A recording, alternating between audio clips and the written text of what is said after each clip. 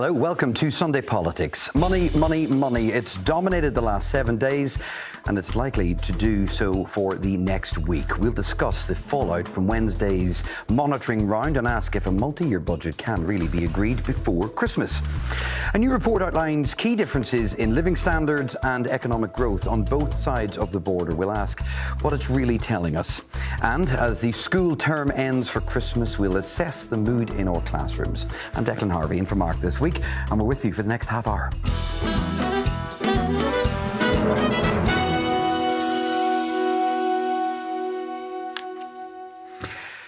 In a show of unity this week, the executive agreed on allocating money to pay wages of teachers, police officers and bus drivers. But within hours, the Justice Minister had to walk back on her announcement that there was a full approval to settle claims around the PSNI data breach. So in short, what was supposed to be a good news week ended up being a bit of a mess.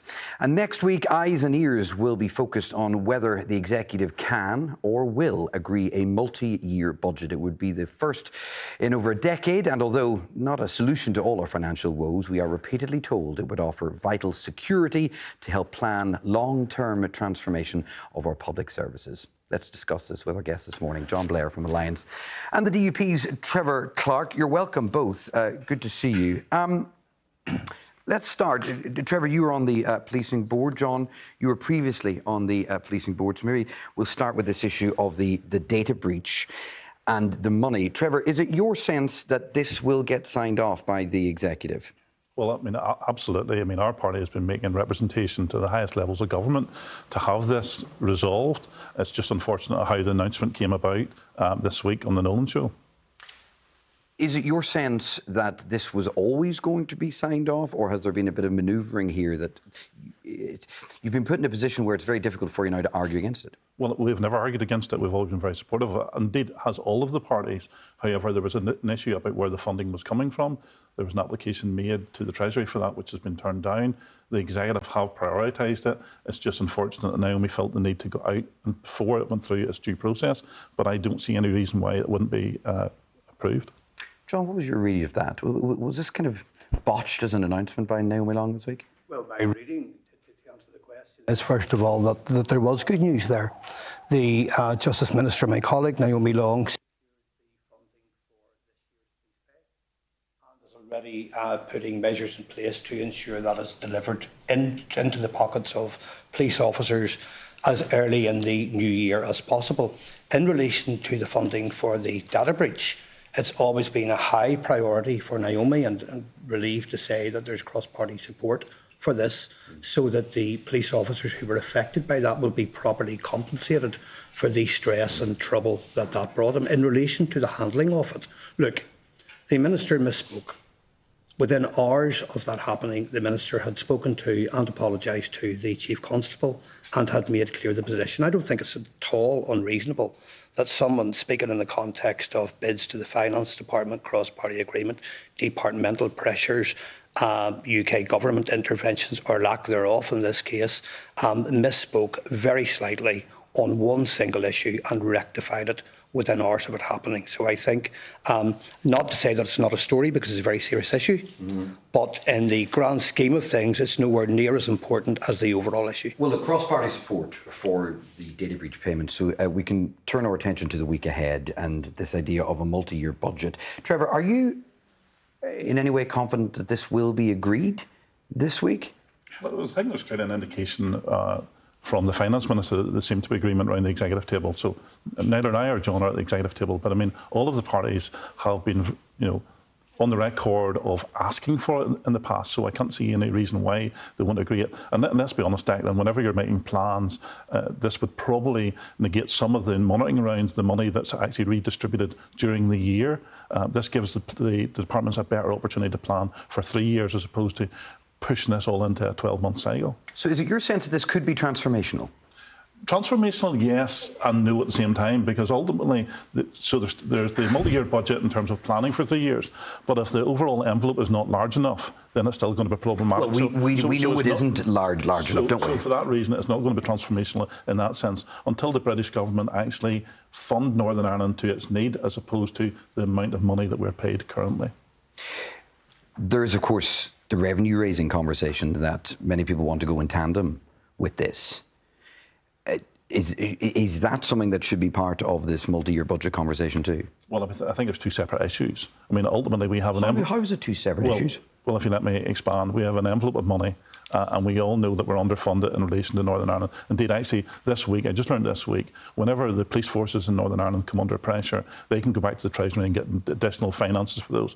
We haven't that opportunity, and we're underfunded in Northern Ireland. So until the British government decide to fund us to what we require, then we can have the conversation about the revenue raising as well. I think it's unfair to assume that we should pay for everything over and above whenever there's opportunities in the mainland for them to tap into all the reserves. But it is surprising to hear you say that they are two completely different conversations. How would they possibly be two different conversations when we're talking about budget, when we're talking about the amount of money in the purse? Of course revenue raising is key to that. Well, revenue raising is useful.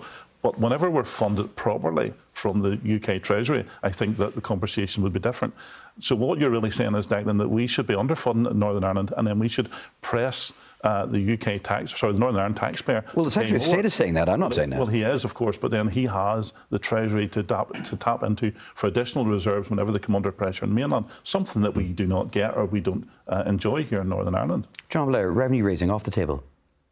Revenue raising is not off the table, and this has to be looked at in the context of the issues we've just discussed. First of all, the multi-year budget, which will bring security to our public sector, to our public sector workers, and also, of course, to the ministers, and enable them to better plan ahead.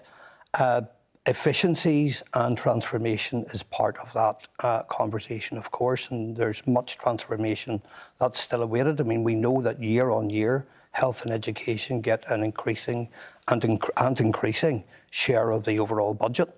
So there has to be reflected in that context some measures, some plans towards transformation within. For example, we have waited for some time for an overall package for health transformation or a health blueprint, as it's been called previously. And those are crucial in these conversations about forward planning.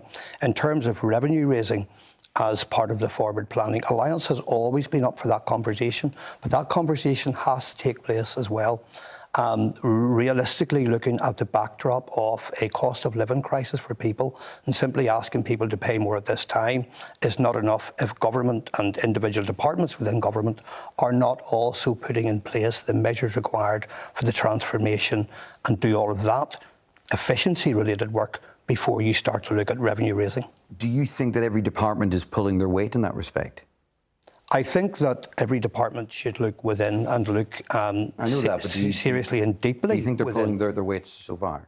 I think that there's evidence that the ministers who made most preparations for this year's budget, for example, setting aside pay settlement allocations at the start of their year, ended up doing better out of the monitoring round because less of the money allocated to them was going to be consumed by a projected massive overspend. So it's not for me to judge individually, but we have to look. We know that health and education increases year on year on year.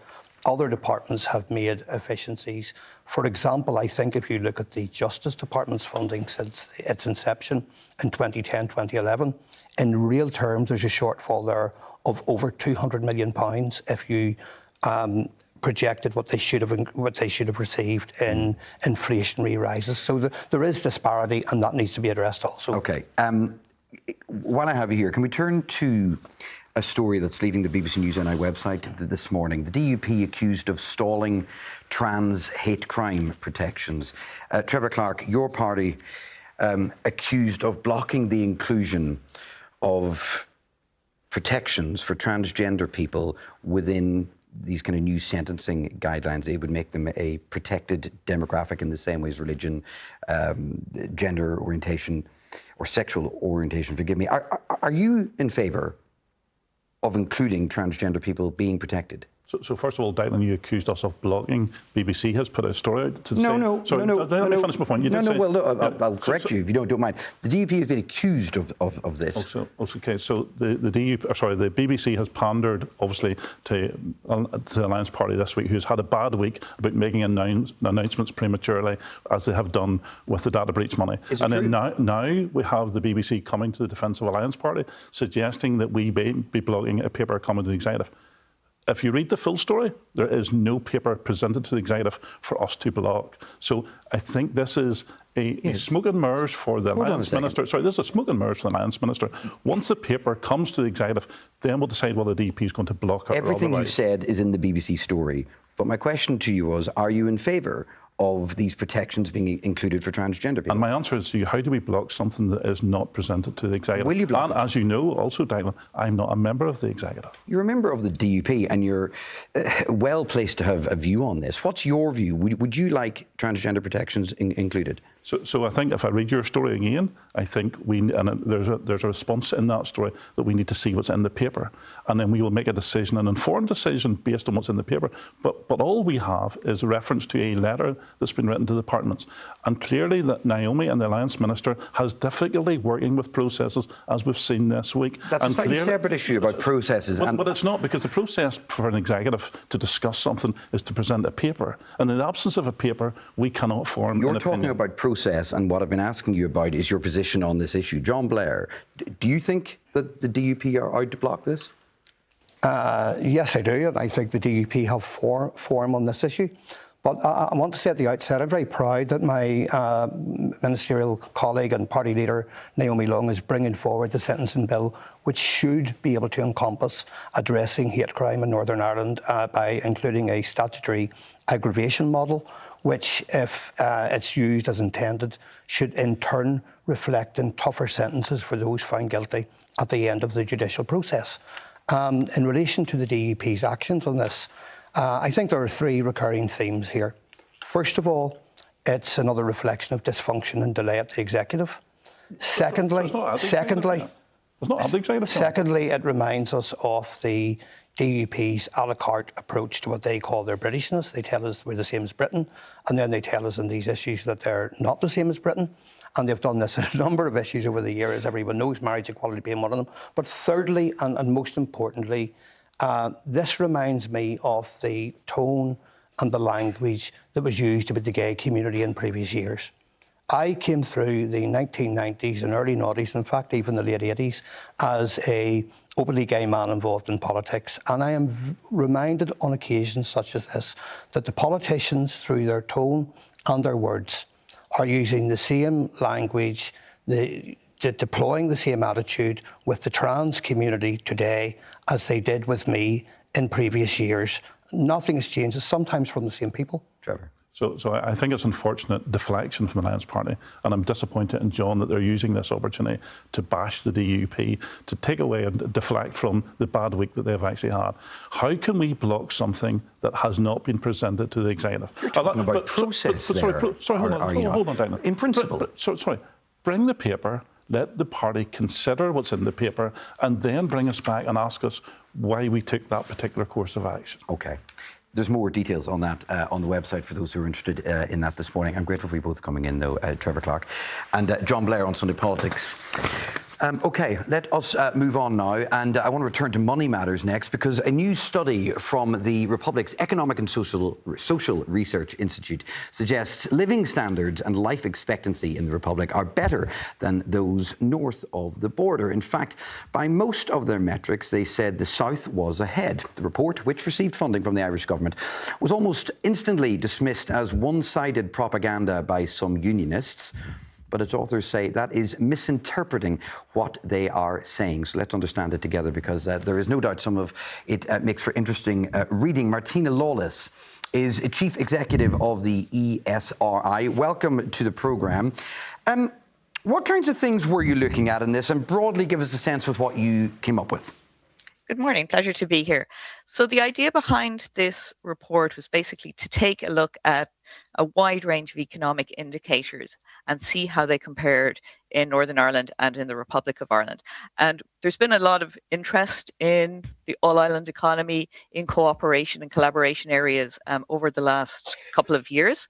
And this is kind of economic outlook overview is something we do on a quarterly basis for the Republic of Ireland. And we're hoping now to do an annual series comparing standard economic indicators in Northern Ireland and Ireland to kind of put both side by side and to keep up to date with as many areas that we have statistics and data on as we can.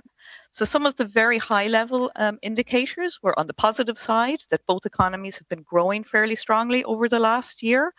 Ireland's modified domestic demand, which kind of strips out some of the strange multinational activities, grew by 3.2%. Northern Ireland's economic activity index grew by 2.8%. So that's one of the good news areas. Employment grew in both jurisdictions. Unemployment is very low in both. It's one of the indicators where Northern Ireland actually does significantly better than Ireland, much lower unemployment rate. But then when you look at kind of the levels of, say, output per worker or incomes per worker, the Republic of Ireland does come out quite strongly ahead of Northern Ireland. The overall productivity and general level of output in the economy has been much higher over the last number of years. Does your document make a case for unification? No, the document has nothing to do with politics. It's simply an overview of economic statistics where we can compare them on a like-for-like basis. And that does mean there's some areas that we can't get into in detail, but it's very much a standard set of metrics on output, employment, skills across the two economies. And there's nothing more underpinning it than that. Can you draw anything from it that says, were there a border pool and were unification to happen, would the Republic's economy, standards of living, be better off with the addition of the 6 counties of Northern Ireland, or would it be damaged by it? Well, I think the current report looks very much at the comparison between the two economies and their performance right now, basically over the last year or two.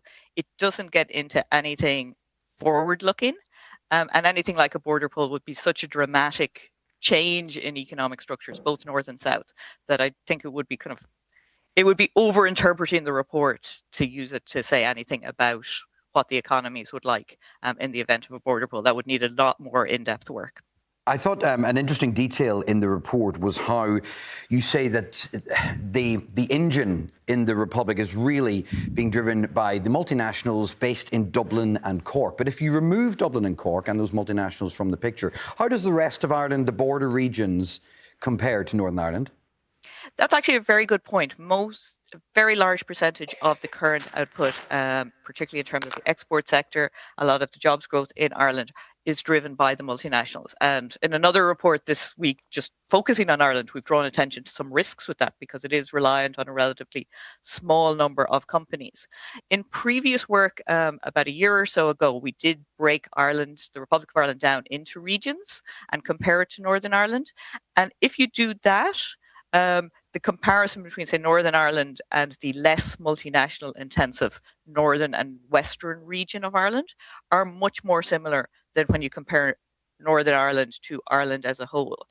We didn't include it in this report because, unfortunately, the data that used is now 5 or 6 years old, and we were trying very much to focus on up-to-date data. And it's one of the things we really draw attention to in the report is that there are a number of areas that we'd like to look at in more depth, but the statistics generated north and south are not kind of either perfectly aligned or some of them are slightly out of date. So we'd really like to kind of draw attention to that and hope that by calling out some of these data gaps, that work goes into filling them and that there's therefore in future iterations a much more like-for-like comparison that we Martina, can do. Thank you very much. We're grateful for your time this morning. That's Martina Lawless. Thank you. This week, the Education Minister warned that his budget is currently facing a shortfall of £287 million.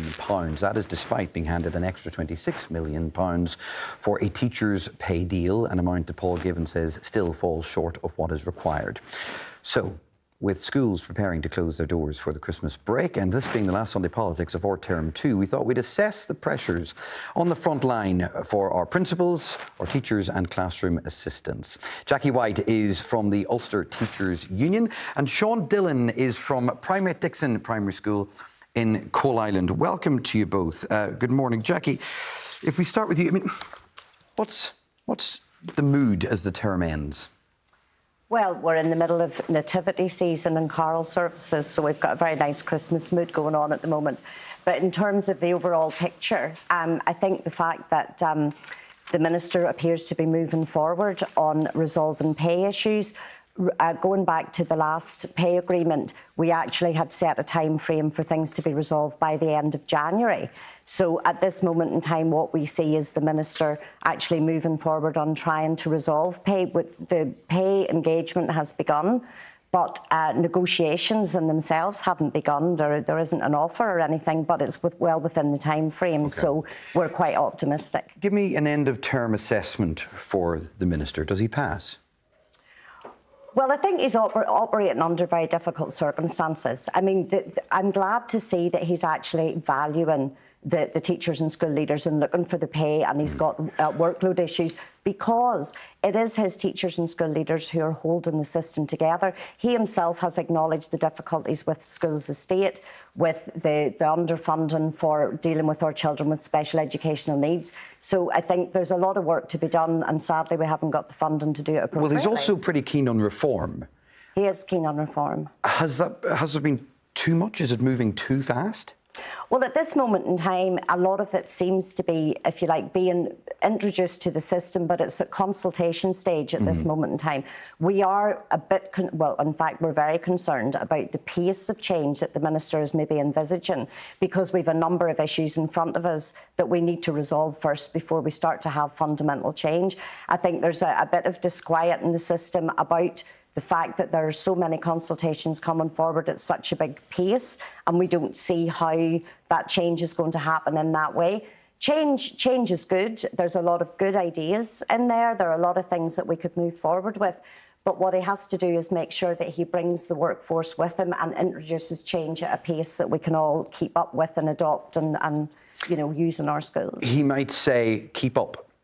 Change has to come. It's been long enough, and maybe teachers and school leaders need to kind of embrace the pace that he's trying to set. But that would be okay in a current system that was properly funded. If we had the support that we needed at the moment to deal with the diversity of children in our schools, if we had proper school budgets, if we had proper funding across the board in schools, estates and proper buildings, you might be able to make the argument that we could put change forward at a greater pace. But unfortunately, our teachers and school leaders and our support staff have got a raft of issues in front of them that need immediate attention before we start to fundamentally change the system. Sean, you are about to retire. Yes. After 49 years, 39 of those as a principal. You must know a thing or two about how the role of teachers and principal has changed. Has it expanded much? Very greatly, Declan, but schools and the roles of principals and teachers, they've never stood still. All through my career, we've seen evolution of schools and change, and the roles that we play, the significance of those for children and their families, right across all our communities. I would have to say almost all of those changes I would welcome and see them as very positive. That's interesting, because some people say that teachers are having to fill the role of other services where maybe they shouldn't be, whether it's on issues of mental health, whether it's issues that maybe traditionally belong to the justice system. Yeah, well, that certainly is the case, but in a sense, it's being recognised much more now that this is happening in school and seen for what it is. And in terms of describing it as mental health, we will never look at it in respect of that, but rather than the promotion of the well-being of children and everybody across our school community.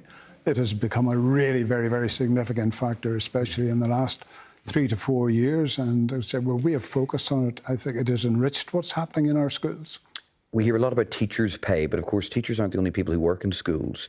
And it seems like we hear less about maybe some of the others. Are you concerned about that? I agree entirely. We have a staff of 31 teachers, but almost 90 people who work across our school in all the different roles.